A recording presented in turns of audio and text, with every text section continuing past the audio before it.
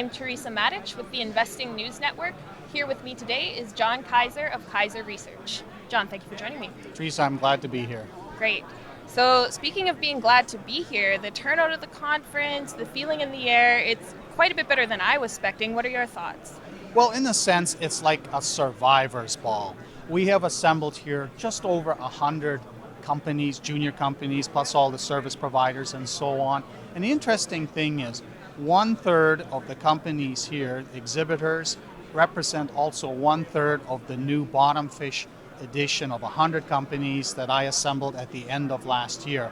This is the cream of the crop assembling into this place, and while there is almost a bit of a grotesque sense, such as in Edgar Allan's Masked Ball, where has the plague also seeped its way into this fortress and we are all dead in 2 years, I'm taking the stance that this is it. We will never ever again see such an assembly of management talent inside juniors with good projects, a lot of them still with money, and at an incredible valuation level where the retail investor has never ever, in my 30 years of experience, had a chance to get access at this type of price to this type of upside potential.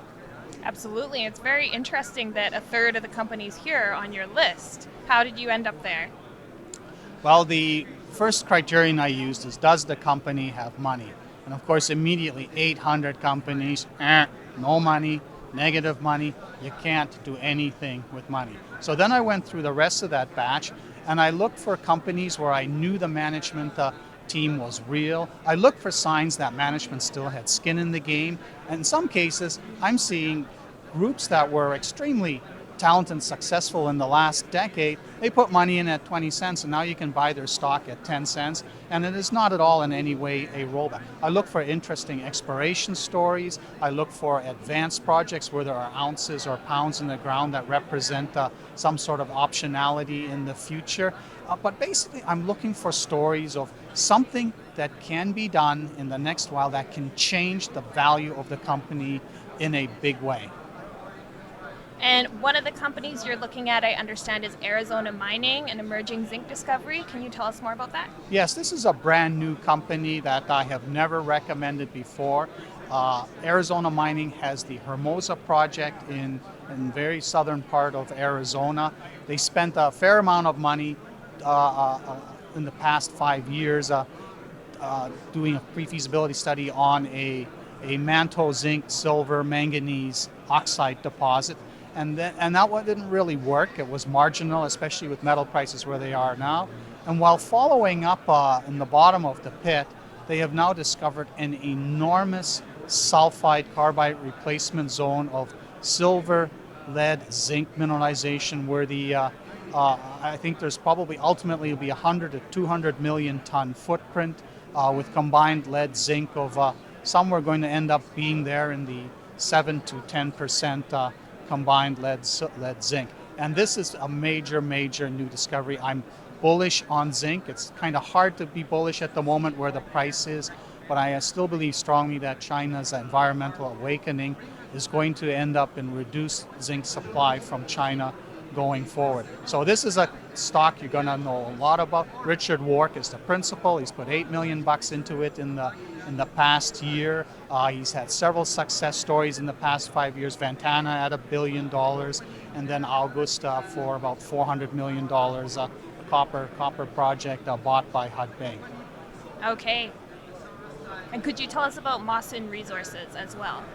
Now, Mawson is a group headed by Michael Hudson, an Australian group, and they have assembled a project in Finland which used to be a uranium play, and Areva wasn't interested in whatever gold specks they found in it.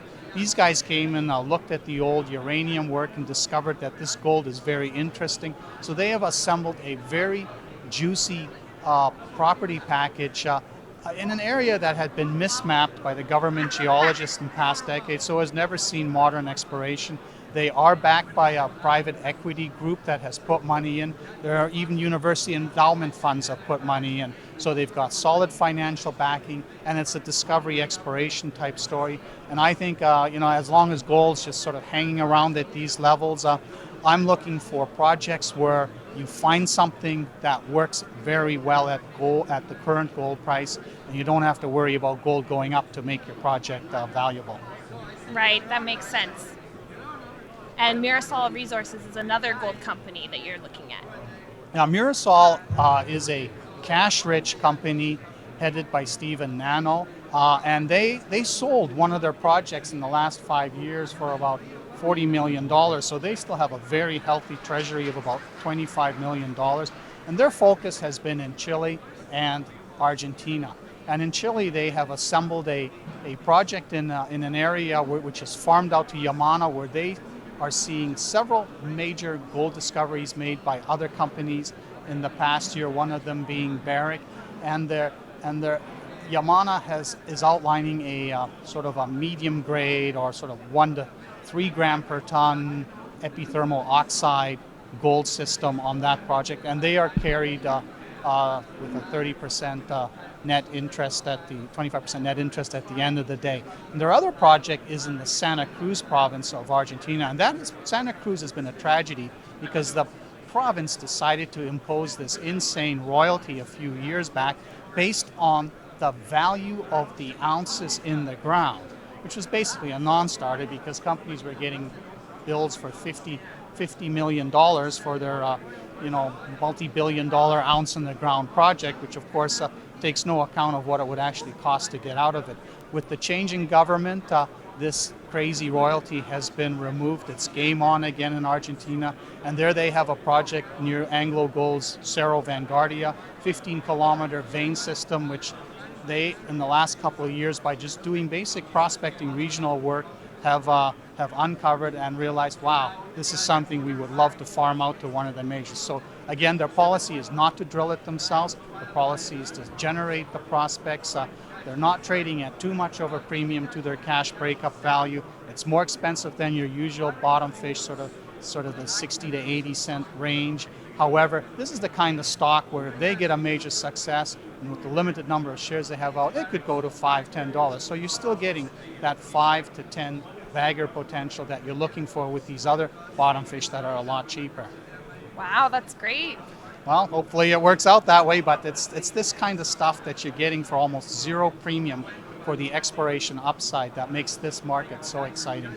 Okay, and on the copper side of things, you've got Regulus Resources as well. Yes, Regulus had a big project in Argentina where they managed to raise a whole bunch of money, but follow-up drilling never quite turned it into reality. And they ended up acquiring another stressed company called Southern Legacy, which has a project in Peru, which is next door to an existing copper mining operation.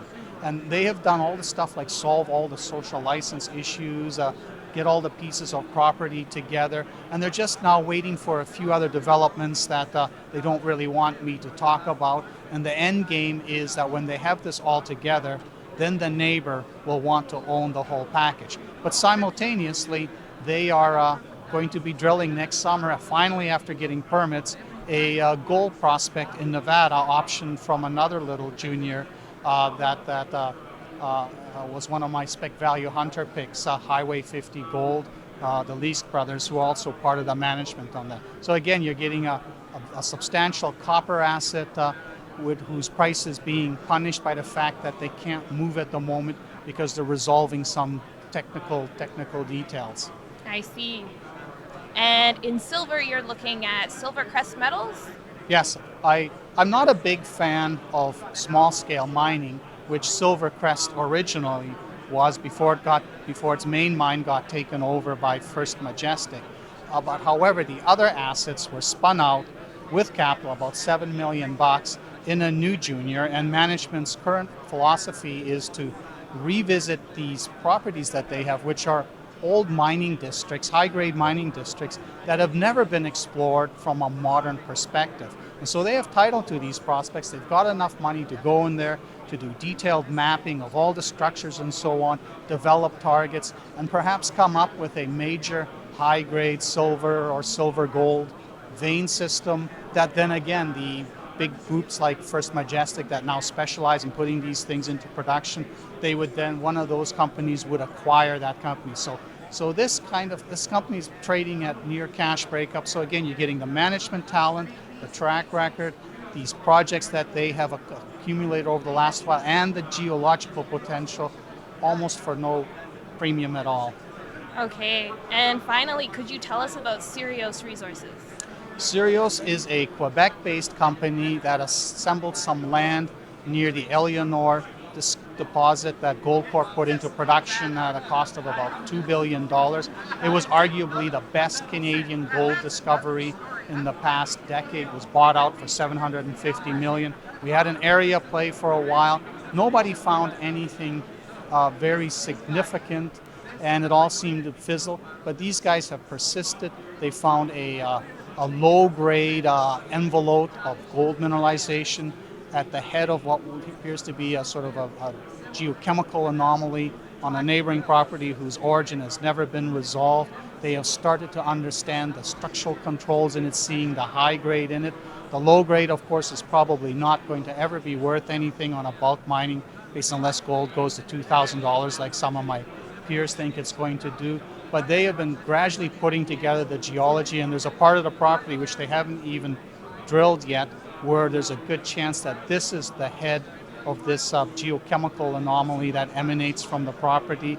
So again, 7.5, 8 cents type of stock, 80, 90 million shares fully diluted. It's liquid, you can buy it, and you've got experienced exploration people on it.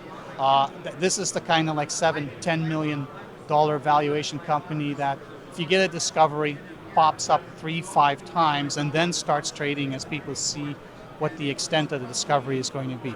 Very high risk, but also very high reward potential.